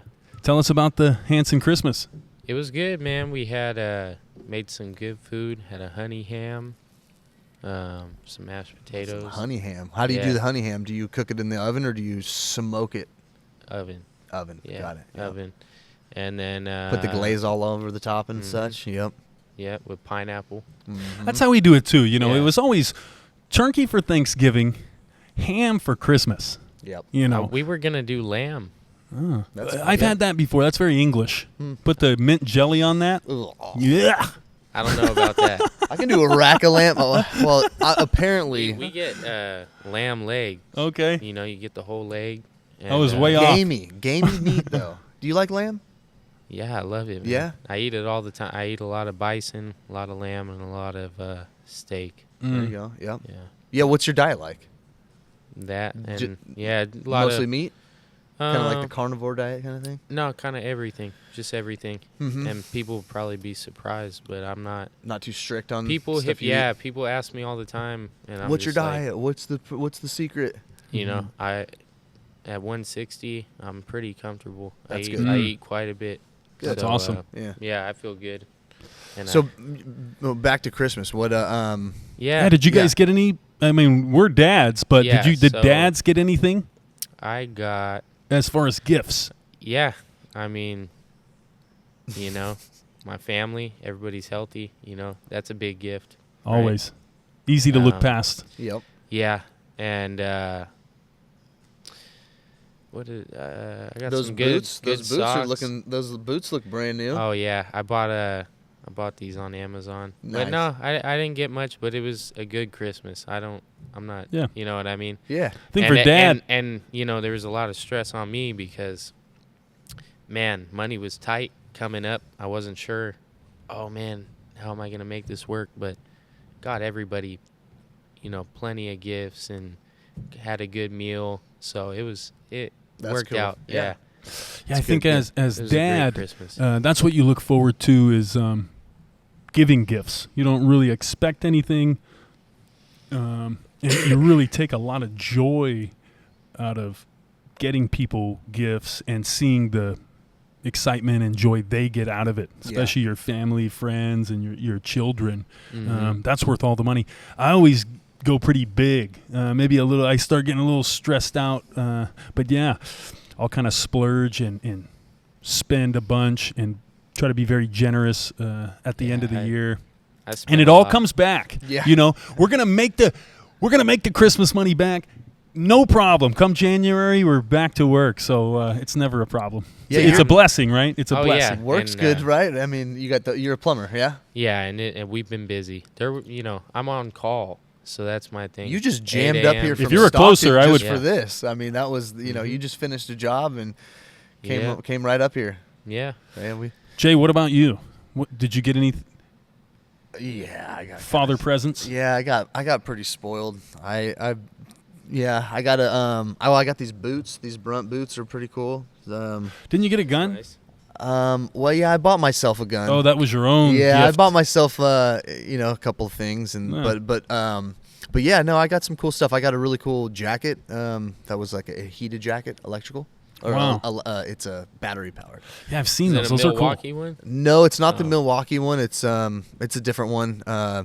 Same my thing, girl though. my girl looked it up and saw which one was like the best reviews. Does that it have she could batteries, find. or do Yeah, you plug it in Yeah, USB? it's basically got a battery that's like the same weight as an iPhone, and then you just put it in your pocket and you can charge it, and it has 3 different settings. How long does it last? I haven't put it to the test yet because it's really been pretty mild so far. It hasn't really been that cold out. Yeah. That's cool. Yeah, so not enough to warrant. Well, I did wait. I wore it while I was mowing the lawn, for about an hour, and I don't know. It only took like, it goes up to 100, and it was at like 92. So, Yeah, Pretty that's good. an interesting invention. I got a knife. Actually, I got 3 knives. Knives oh, are did a you? great Nice, gift, hell man. yeah, dude. I got 3 knives. I got Brett from Bee Jolly, a handmade mini kukri. Oh, Hell that's yeah. sick. He sent me a card. He's a nice guy. He's badass. He's a But- good dude. My bad. Go ahead. No, it's all good. But it's just funny because What'd you get? What kind of knives? well, Yeah. You got to talk about the knives. but why is everyone buying me knives? I mean, I guess Because it's I post it. very I'd say I'm like in. when you're looking at somebody like you and you love like trinkets and nice things, Uh-huh. like there's nothing better to buy like the manly man than a knife. But you're not gonna I've- go buy him a gun because we're in Watch. California and it's a lot more Lighter. a watch, but a lot more money. You Yeah. can spend like $50 to $100 and get a cool knife. But it's a And every man. it's needs just a funny knife. because I've become the knife guy. You know, carrying the knife around. He's got a knife. Well, it's Now, hey, help me open this. Hey, can you take this tag off? it is a great gift, and I did get some good knives. It's just funny. What'd you get? Well, I got a Japanese. I saw that one.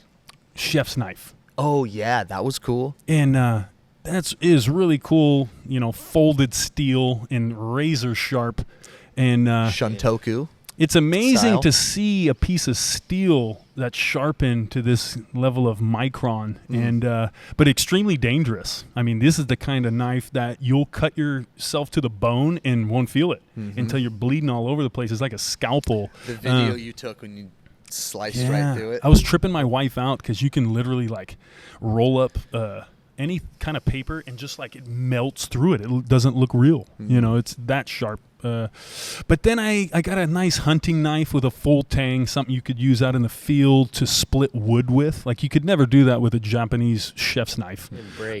Yeah. Yeah. And then I 16 got degree. a pocket knife which is cool. And yeah, I've been an advocate and talking about knives on my Instagram and on here. We've talked about it a little bit. But yeah, it's in Placer County, it's a normal carry.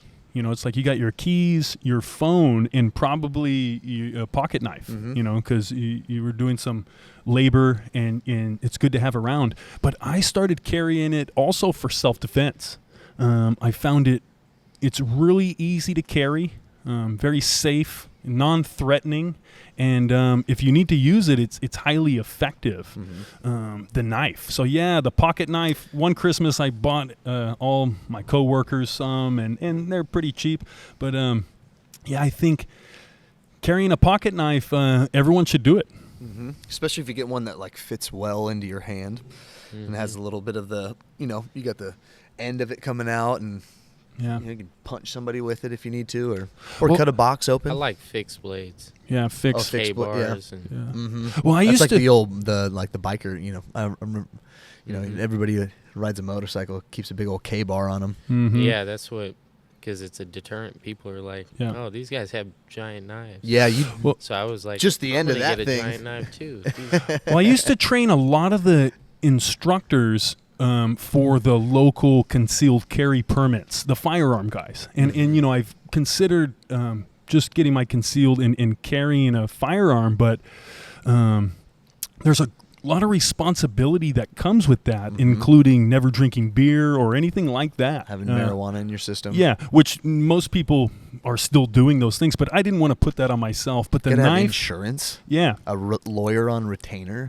Yeah, there's a lot of things, but the knife can be easily carried, and it's very effective. People are one thing, and like you say, Sai, it's a great deterrent. Like if you want to put your hands on someone and they have a knife, you're going to have to be very motivated to put your hands on them, because you're going to get stabbed, and then you're going to have to go to the hospital. So then there's going to be a legal record where even my 3-inch folding knife that will go into your lungs, you know, and even a little kid, if you put your hands on them, they can easily stab you. Or like my wife, you know, she's not going to punch you. That would just hurt her hand. But a good stab to the chest is very effective. But the other thing, I started carrying it on the bike because it's very light. There's all kinds of weird, random homeless people you run into on the Sacramento bike trail. It's pretty famous. And yeah, some of them might have had a bad day, and those guys can have big old knives. So yeah, it's good. But the other thing we're concerned about here in this area is animals. And that's one reason kids and also the ladies carrying a knife, very important. A 30-pound dog will beat you. And if you haven't seen something like this happen, they'll grab you by the arm and ragdoll you, where all it would take is one stick from the old buck, and that thing will jump off you. You know, and again, these dogs, you can hit it and kick it repeated times, and they will take it. They have very high pain tolerance and thick skull. But the knife, and it's an ugly situation, but what are you going to do? Watch the dog mutilate you? A kid? And that happens all the time. Because a kid will just go up and want to pet a dog. My lady, I think someone she went to high school with, walking home from school, gets attacked by 2 dogs, some homeless guy's dogs. Bad. Yeah, permanent. Can be deadly. And yeah, it's just one of those things that you can take this one little precaution, do a little bit of training, and if something happens like that, you can survive. Pocket knife, great Christmas present, and thank you guys. I wish I could carry the cooking knife, but it's just not legal. Fixed blade, you got to have it exposed. You're not allowed to put it in your pocket, or it's a felony. You got to wear it on your hip like Crocodile Dundee, and then you're that guy. So I carry a folder. Well, now you got to get the. What are you going to do to sharpen your Shuntoku Japanese knife? That's a great question. I think I'm just going to get the whetstone and learn how to do the whetstone technique. It's hard. I like that about it. It's not easy. No, you think, I got this KitchenAid. It's a 3-step. It's have you ever heard of Cooks Illustrated? Yeah, it's a really awesome magazine you can subscribe to. It's got all these reviews and in-depth reviews where they have like a whole kitchen and they do all these tests on all these different kitchen appliances and stuff. So they kind of take the hard work out of doing the guessing for you. But the winner was this 3-step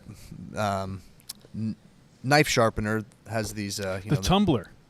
It's like you roll the wheel? No, they have wheels inside, and then you turn it on, and they all three, the whole thing spins, and then you go through the 1, step 2, step 3, and if it's, really dull, you use step 1, but just for maintenance is step 2 and 3. Sure. But it's really nice, and I've had it for, I don't know, probably like 8 years, and I was a chef. I was in the kitchens for 5 years.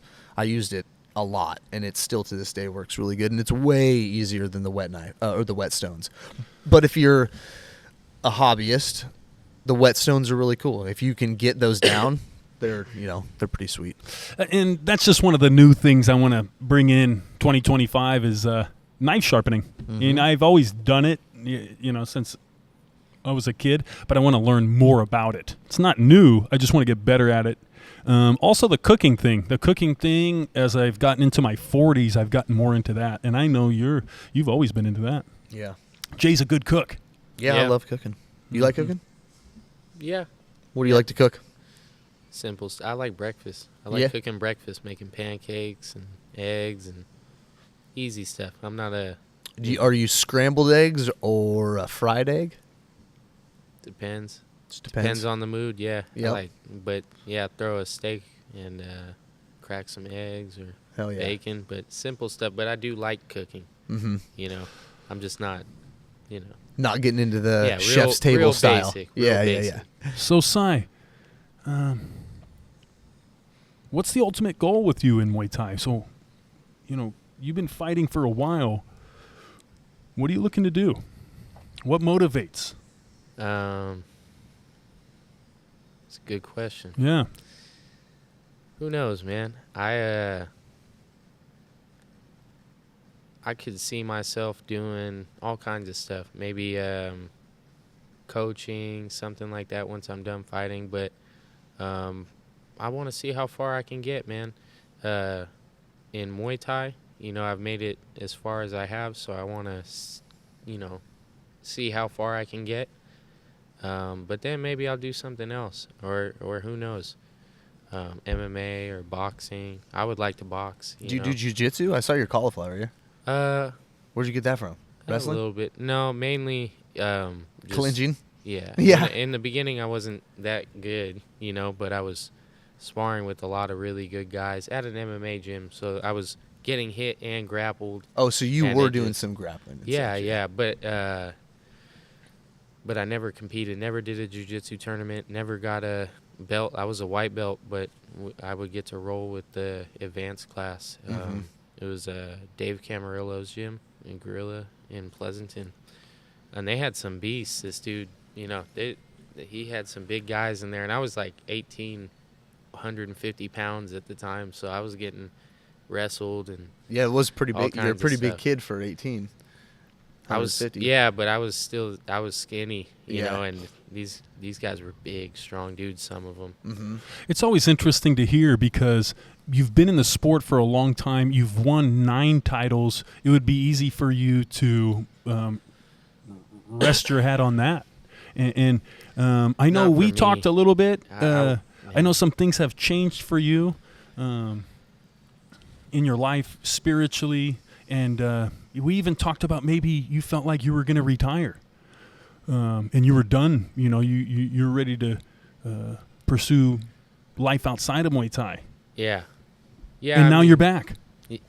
Or you never left. I didn't know that. I never left, but I was definitely thinking about it. And I've been in that spot plenty of times, Before I met Josh, I had stepped away from fighting for almost a year. Moved, didn't fight, didn't train, didn't do anything. And then, but I felt it, I missed it, came back. And then I really took off. That was when my first year, I think I fought like 8 times in, 10 months or something. Fought a lot. But I love fighting. It's never enough. I love the challenge. I love testing myself, and I can't hang it up yet, man. How long have you been with Josh at Sitong Sai? It's been like 4 years now. 5. Oh, well, I'm years. glad you changed your mind and you didn't retire, because you're one of the country's best. And I'm not just blowing smoke. I'm a tough critic, and you're on the top of my list with American Nak Muay. And you've done all this work. You've earned so many stripes and have so much experience. The crowd loves you. You're displaying this level of Muay Thai. It would be great to see you continue. Mm-hmm. And you seem like you're in your prime, and you're doing really good in your life. Also, man, I feel like you could be one of the main guys on the circuit at Max and Raja. Man, that was always the plan. How can we get you over there? Man, money. Money, you'd have to take your whole family, huh? At this point, I can't see myself being away from my daughter that long to make any waves over there. Maybe I go out there and fight some random guy and come home, but I feel like that's fight the top guys. I think I can fight these guys. I'm not saying I'm going to beat the guys who are the best in the world right now, but I think I'd surprise. Well, as a coach and a coach that has sent their fighters over there, I know that if you were in that pool, you would just grow bigger. That's what I mean. And just being able to actually train, you know, being able to train and then having that experience of fighting those guys, you know, and just being around the sport. Mm-hmm. And making that my life. I feel like that it would just be like dumping gas on it. Yeah. Exactly. You know, and again, you seem like you're in your physical, mental prime. But yeah, the kids. I feel like I'm getting there. Yeah. Well, I mean, imagine if you didn't have to go, worry about work, and that's you what I'm had saying. A sponsorship, and you could just wake up in the morning, you could eat the food, you needed to get to training, and it's not that easy though, because you still have to come back home. Well, you know what I mean? So everything back home. Eventually back home here. Yeah. Well, that's what I was about to say. Is you can't run away. A lot of my older guys, they end up having kids. Your priority and your responsibility isn't your amateur Muay Thai. Mm-hmm. For most dads, it's being a dad and providing. So your job becomes the number one thing. And then I've seen guys and met guys. They'll be in Thailand and they got a bunch of kids, or they used to have a wife, and they're pursuing their Muay Thai career, but everything else is kind of wasting away. And I felt that was an interesting thing. Like, how does that feel? You know, as a dad, you got to be able to do both. Yeah. And that's very hard to do. So hats off to you for doing the work. You've been one of the most active fighters for years here in America. Also, again, it seems like you're still continuing to get better. You were up for Fighter of the Year on the Fight Culture Awards. Yep. And you were definitely the one of the top favorites. But wasn't into it, though. Brushing it off. How come? Not into the awards? Well, I don't know, man. Do you not want the recognition? Well, in that way? I don't know if we want to get into that. It's on you guys. I don't mind it. Yeah, let's get it. I mean, go. It's something good to talk about. Yeah. Yeah, I'm getting ready to walk out for a fight. Their whole team just fought my teammate and want to come up talking shit, getting in my face, being hella crazy backstage. I'm gloved up. And then his coach wants to get in my face too, and they're all ganging up on me. So, yeah, for them to do that, and there was no reason for it. Everything was cool at weigh-ins the day before, and then give us a little more detail. When was this? Yeah, who? This was a while ago, but hey, and I never got an apology for that. He mugged me at every show that I seen him at. Not the fighter, and that's the other thing too. The fighter was big. Was this somebody else on weight classes above the awards that you were up against? It's her team. Oh, okay. It's her team. So it wasn't. I just told them like I'm still learning a bit about her and their whole thing. So I didn't know she was. Yeah, but I didn't even know she did Muay Thai. To me, it was just like I've never done that. I've never beat someone's teammate and then ran up on them before they're about to fight. So it's not so much act like I'm going to fight them. It was a big deal to me. So it's not so much about the awards that's a itself. Thing, it's about that's a respect thing, and I can joke online and talk about people and try to hype up a fight. That's different than me getting in your face and saying I'm gonna, acting like you want to fight with your whole team. And that's the thing too. I was alone. You guys wanted to come up on me. My whole team's, off somewhere else. But yeah, it was a vulnerable moment. It was getting crazy. I was about to. So anyway, I started blasting. I was about to just start. Oh no, shit! I didn't know what was gonna happen, and this dude was freaking big, bro. He looked like a big Viking. What event was this at? You don't have to say. The brother, I didn't know any of that. That's interesting. Yeah, man. But I was happy to see you up there. It is what it is. I'm not gonna, say any more than that. But that's my thing. So you saw yourself on there, and you were just kind of like, "Fuck the awards." They had hit kind me of thing. Up. They tagged me in a thing. Tell us why you deserve to be interviewed by Fight Culture. And this was a while after this, and I was like, "Isn't this your gym?" And she said, "Yeah." And I said, "Well, with all due respect, we're not that cool. So why, you don't have to tag me in your stuff. It's I don't really want to be associated with you guys. Why am I going to go on an interview with you? So you guys were damn near about to try and jump me. I'm going to go on an interview, and what are you going to do? Just poke me with all kinds of questions? I'm cool, and I left it at that. It is what it is. But sure. But to keep, I don't know. Why, I get it. Why nominate me? Well, no matter who's putting the awards together, it was nice to see you on there, and well-deserved, regardless. Yes, and there were some amazing nominations on there. I think with you've been killing it for years. Where some of the other guys, it was like their breakthrough year. Where you've been strong each year. But that's the award though, is Fighter of the Year. Yeah. You know what I mean? So I didn't look at the list like, oh, some of these guys are new. It's who's fought that year. Yeah, and again, you had a hell of a year, and it was great to see you get some recognition. I would have liked to have been more active, though. You know what I mean? I think if I was a little more active and certain fights happened, then, I might have got that. Who knows? Yeah.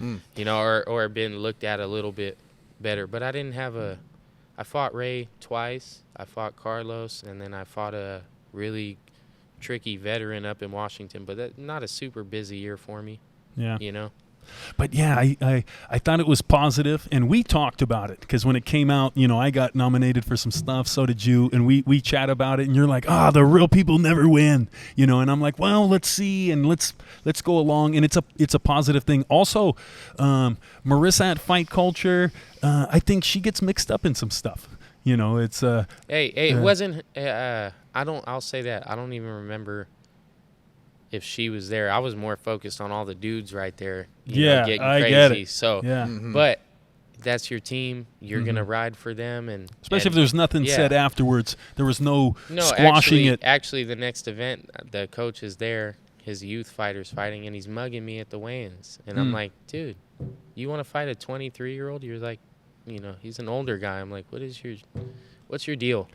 Also, they're not allowed to fight you. Because you're a champion racehorse. It's like that's not allowed. Don't damage the even to enter the ring with Sai at this point. You have to be. You're in an elite group of Yad Muay in the country. To fight 5 rounds with no pads versus Sai for the red belt. You have to be decorated, and that's awesome. Someone shouldn't be able to just come up and disrespect you and. But yeah, Fighter of the Year, Sai Hanson, let's go. Yeah, Kevin ended up winning the fight of the year, which was cool. That one literally had me on the edge of my seat. That was a great fight. Rising Stars, that was Fight of the Year. Yep. It was Kevin Cummings versus Arian, right? From A1? Pacific. Yeah, no. That wasn't the A1 one? A1 card? That was at Rising Stars. Those were all Rising Stars candidates because Rising Stars put it together. And I thought that was a great idea. I think all the awards, as long as you don't get too caught up in it, is a positive thing because it's giving our champions and our sport more recognition. And that's why we want to bring guys like Sai on. And one of the original conversations we had was when I tried to get Sai on was Sai was like, who wants to hear from me? Yeah. And I was like, what? You're the champ. Yeah. Like, the mic is yours, man. Like, come on, and who wants to hear from us? You know what? Actually, a lot of people. Thank you guys for tuning in. By the way, absolutely, we appreciate it. But yeah, people do want to hear from you. They want to hear from the top American Nak Muay, and that's learning why. who you are. Getting a little more deeper than just. We've talked about a whole bunch of different stuff. You've talked about this before, Ezra. But the mystery, right? Mm-hmm.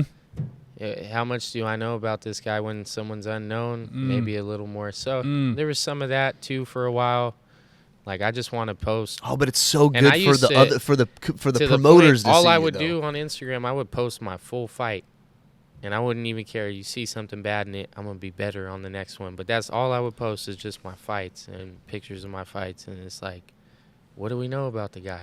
We know he fights a lot. I use that for I still do, even though I make myself very visible these days in the social media and in the Muay Thai community. I think people are more confused than ever. As far as the mystique, I never fully expose his or age, divulge. Yeah. His height. Also, how much hair can he grow hair? I think but I know the community's listening and the rival coaches that we're going to fight, and I love it. And good luck to you guys trying to figure it out. Keep studying the recipe. Yeah, living in your dreams. All right, well, Sai, man, it was great to have you on. It was it's a pleasure having you here. Thanks for making the drive all the way up from Stockton. Yeah. And it was glad I finally made it up. Yeah, hell yeah, man. It was great to have you. It was fun. Yeah. Well, I wanted to end things over the Christmas holiday. The Muay Thai community was hit tragically when 11-year-old fighter from Pure Heart Muay Thai in El Cajon, California, was struck by a car doing his road work before his training session. Kevin Oda. He was in the hospital on life support for several days. They gave him a couple different CAT scans that were unsuccessful. And then I got the news not long ago that the family decided to let him rest. So really devastated and gutted by this news. Tragic loss to the Muay Thai community. The coach at Pure Heart, I know this gentleman well and his team well. They came up to do A1 Muay Thai 3, and I had a chance to spend some time with them, and really one of the best programs, one of the best Muay Thai gyms in the country, and a tragedy like this to hit them, it just makes it even worse. We also got a chance to spend some time with Pure Heart when we went to the USMTO in Arizona. And again, watching the coach with his team, it was very easy to see these were standout athletes, and this coach was putting everything into his team. And yeah, we became good friends. We talk ever since. Yeah, I can't say enough about that gym and that coach. He's one of our best. And whenever tragedy hits one of the gyms, it's easy to see the connection through the Muay Thai community. The outpour of emotion and support for the gym and the fighter and his family was overwhelming. I think the only takeaway is life is precious and delicate, to respect it. And also, again, the way that the Muay Thai community comes together, when it's beyond trash talk or competition, we're all together. We're all a big community, and that's a beautiful thing. Sending our love from the foothills. All right, guys. Well, that's a wrap for episode 12. Thanks for tuning in.